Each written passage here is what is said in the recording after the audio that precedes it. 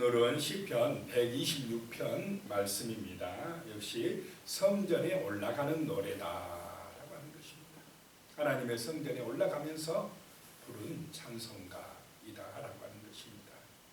성전에 올라가는 기쁨, 정말 하나님 앞에 나아가서 예배하는 기쁨이 얼마나 소중한지를 늘 마음속에 생각하는 은혜가 임하시기를 축복합니다. 이 이스라엘 백성들이 그 가나안 땅에 살 때에 그 시온산에 성전이 있을 때는 이런 사실을 잘 몰랐습니다. 그런데 뼈저리게 느낄 때가 언제냐?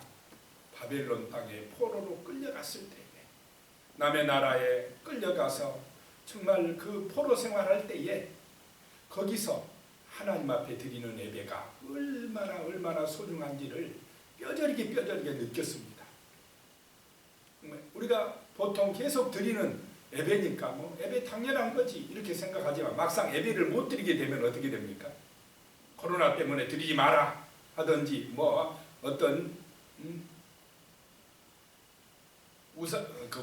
무신론자들이 와가지고 정권 잡고 예배 못 드려 그러면 이 예배가 얼마나 소중함을 느끼지 않겠습니까? 그래서 우리가 평상시 정말 하나님 앞에 성전에 나와서 예배 드릴 수 있다라고 하는 것, 이것이 하나님의 은혜요 우리의 기쁨이 될 줄로 믿습니다. 1절 말씀에 보면요, 여호와께서 시온의 포로를 돌려보내실 때에 우리는 꿈꾸는 것 같았도다. 그 포로로 끌려가가지고 있다가 노예 생활할 때에 힘들 때에 언제나 저 우리의 시온 산성 예루살렘으로 하나님 앞에 마음껏 예배 드릴 수 있는 그날이 그날이 우리에게 오고 정말 하나님 앞에 돌아갈 수가 있을까 생각하고 있었는데요, 어느 날 갑자기 해방되었다는 것입니다. 시온으로 돌아갈 수 있는 길이 열렸다는 것입니다. 하나님의 은혜가 임했다는 것입니다.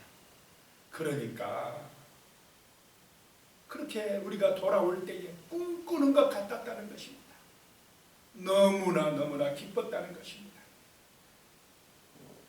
놀라운 일이 벌어져서 감격했다는 것입니다. 이제는 우리가 저 시온에 올라가서 하나님의 성전에 가서 예배할 수 있다 생각하니까 그것이 기쁨이고 그것이 감격이었다라고 하는 것입니다. 진정한 기쁨은 하나님 앞에 예배드리는 것인 줄로 믿으시기 바랍니다. 진정한 행복은 마귀의 종살이에서 해방받아서 하나님 앞에 나가서 마음껏 예배드리고 우리의 영혼이 자유를 얻는 것, 이것이 바로 진정한 감격이요 우리의 마음의 기쁨인 줄로 믿습니다. 시편 14편 7절에도 이런 말씀이 있습니다. 이스라엘의 구원이 시온에서 나오기를 원하는도다. 여호와께서 그의 백성을 포로된 곳에서 돌이키실 때에 야곱이 즐거워하고 이스라엘이 기뻐하리로다 라고 말씀하고 있습니다. 구원은 어디서 나오느냐? 시온에서 나온다는 것입니다. 하나님 앞에 예배드리는 그곳에서 구원 역사가 진행된다는 것입니다. 예배가 살아야 될 줄로 믿습니다. 예배를 통해서 기쁨을 얻어야 된다는 것입니다. 예배를 드릴 때 우리는 죄와 사망에서 해방받을 줄로 믿으시기 바랍니다. 내 영혼이 근심과 두려움과 염려와 불안과 세상의 여러 가지 탐욕과 제약에서 해방받는 길이 뭐냐? 시온에서, 성전에서 주 예수의 이름에 의지하여 예배드릴 때에, 찬송할 때에, 기도할 때에 진정한 영혼의 자유가 임하게 될 줄로 믿으시기 바랍니다. 로마서 6장 22절에도 말씀합니다. 그러나 이제 너희가 죄로부터 해방되고 하나님께 종이 되어 거룩함에 이르는 열매를 맺었으니 그 마지막은 영생이라 라고 말씀을 하고 있습니다. 예수 그리스도로 말미암아 너희가 이제 죄로부터 해방받았다는 것입니다. 죄로부터 해방받고 하나님의 종이 되었다는 것입니다. 하나님의 종이 되는 것이, 이것이 은혜요 구원이요 영생의 길인 줄로 믿습니다. 진정한 자유다는 것입니다.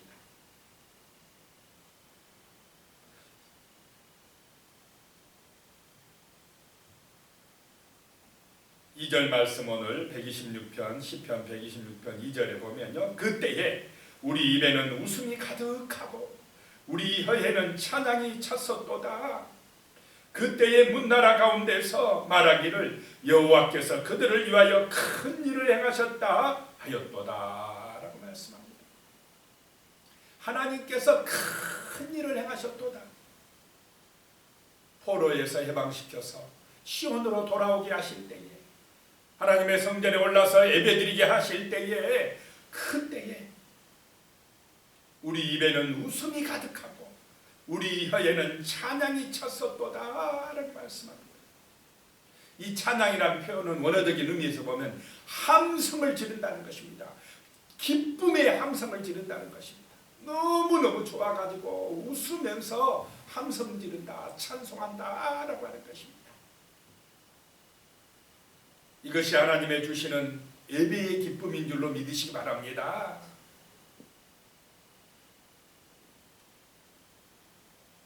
그럴 때에 문나라 가운데에서 세상 나라 가운데에서 사람들이 말하기를 여호와께서 그들을 위하여 큰 일을 행하셨도다 라고 한다는 것입니다.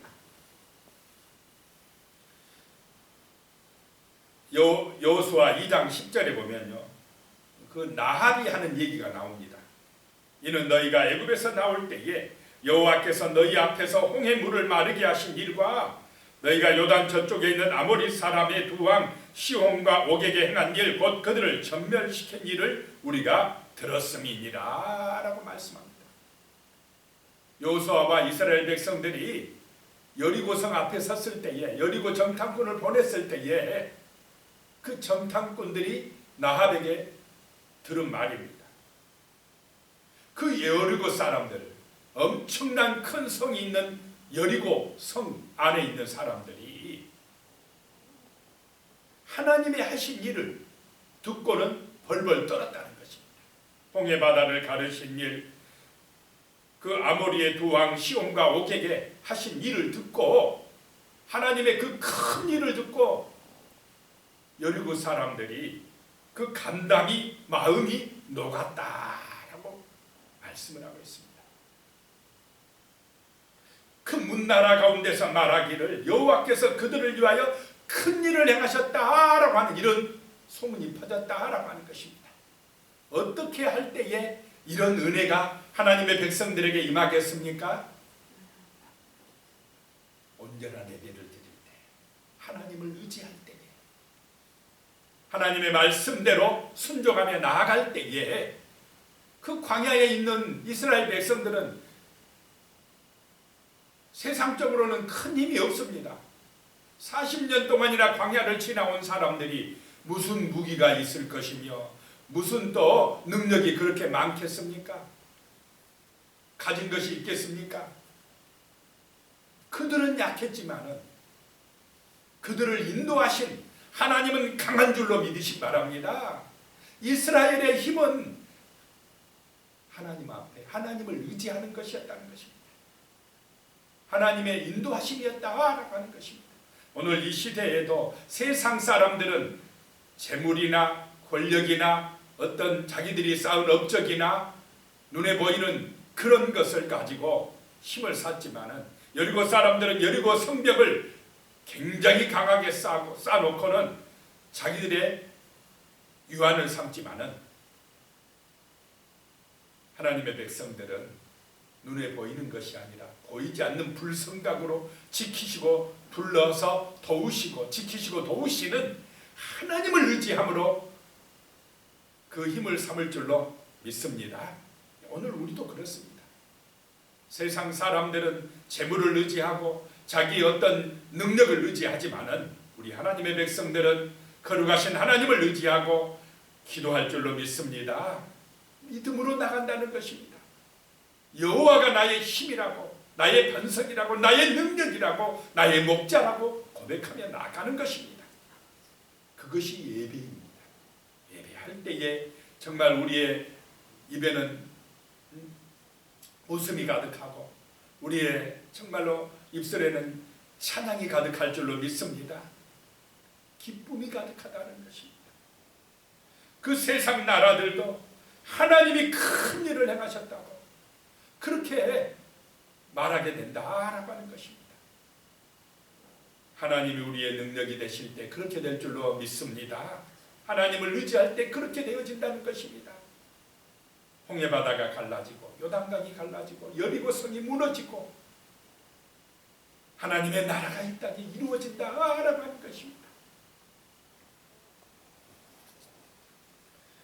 오늘 시편 126편 3절에 보면요, 여호와께서 우리를 위하여 큰 일을 행하셨으니 우리는 기쁘도다. 1절 2절은 과거였다면 3절은 현재입니다.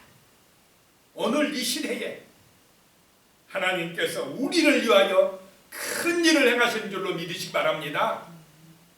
기도하는 백성들을 위하여, 정말로 하나님의 말씀에 의지하여 예배드리는 거룩한 성도들을 위하여 오늘 이 시대에도 큰 일을 행하신도다. 그러므로 우리가 기쁘도다라고 하는 것입니다. 하나님이 주시는 그 은혜가 임하고 하나님이 주시는 기쁨이 임하시기를 예수님의 이름으로 축복합니다. 오늘 이 시대에 하나님이 우리를 죄에서 해방시키고 하나님이 문나라 세상 사람들 가운데에서 진짜 저 사람은 하나님 믿는 사람이야, 하나님이 함께하는 사람이야, 우리가 그것을 똑똑히 보고 있어 라고 하는 그런 믿음의 역사가, 하나님의 큰 증거들이, 간증거리들이 함께 하시기를 축복합니다. 하나님은 살아계십니다. 우리를 지키십니다. 우리를 축복하십니다. 우리를 도와주시고 계십니다. 전능하신 그분이 우리의 예배를 받으신다, 우리의 기도를 들으신다 라고 하는 것입니다. 이 믿음이 우리 성도님들 한 분 한 분의 마음속에 성령의 은혜 가운데 충만해지시기를 축복합니다. 그것이 승리의 길입니다.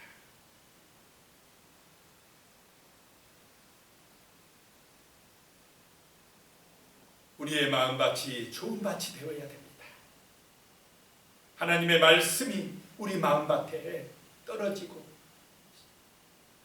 싹이 나고 자라나서 열매가 맺어져야 됩니다. 30배, 60배, 100배의 열매가 맺어져야 됩니다. 그것이 정말로 우리의 마음속에 천국이 이루어지는 것이, 우리의 삶 속에 정말 하나님의 능력과 은혜와 복이 임하는 길입니다. 시편 126편 4절에요, 여호와여 우리의 포로를 남방 시내들같이 돌려보내소서. 우리의 포로를 돌려보내소서. 남방 시내들이라는 것은 그 이스라엘 나라의 남쪽에 있는 유대 광야 네게부 사막 지역입니다. 여기는 그냥 여름이면 완전히 바짝 말라 있는 것입니다. 그런데 겨울 우기가 되면요, 비가 쏟아지면 갑자기 거기에 큰 물이 막 쏟아져 내려옵니다. 시내가 생겨버립니다. 그 시내, 남방 시내들 같이 갑자기 비가 와서 물이 그냥 넘쳐나는 시내, 물이 흘러가는 시내입니다.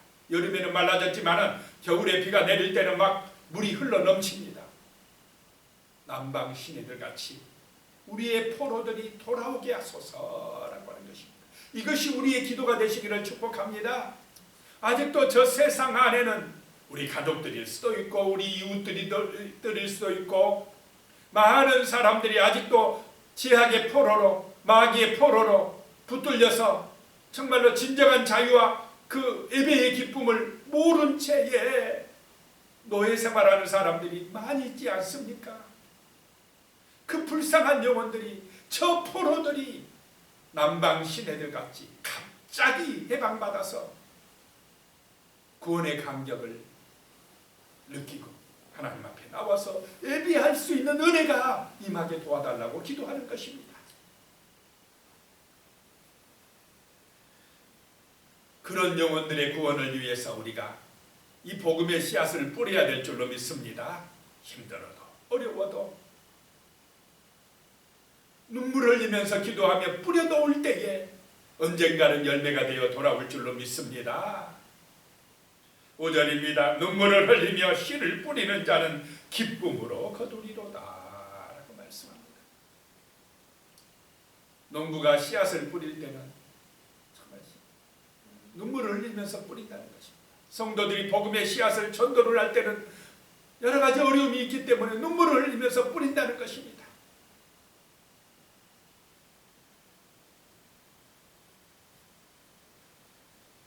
6절입니다.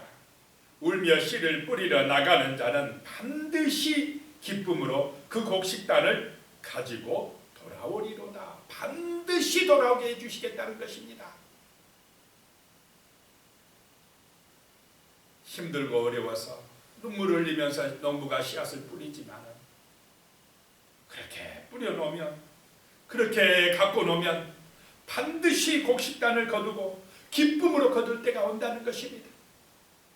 마찬가지로 이 복음의 씨앗도 그럴 줄로 믿습니다.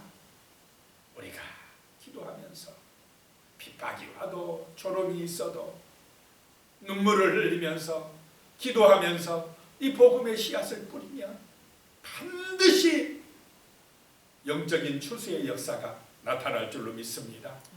기쁨으로 거둬들일 그때가 오게 하나님이 도와주실 것입니다. 우리 교회가 그런 은혜로운 교회, 정말로 눈물을 흘리면서 씨앗을 뿌리는 교회 될 줄로 믿습니다. 그러면 언젠가 반드시 기쁨으로 거두는 추수할 날, 복된 날, 그런 은혜가 임하는 날이 올 줄로 믿습니다. 기도드리겠습니다.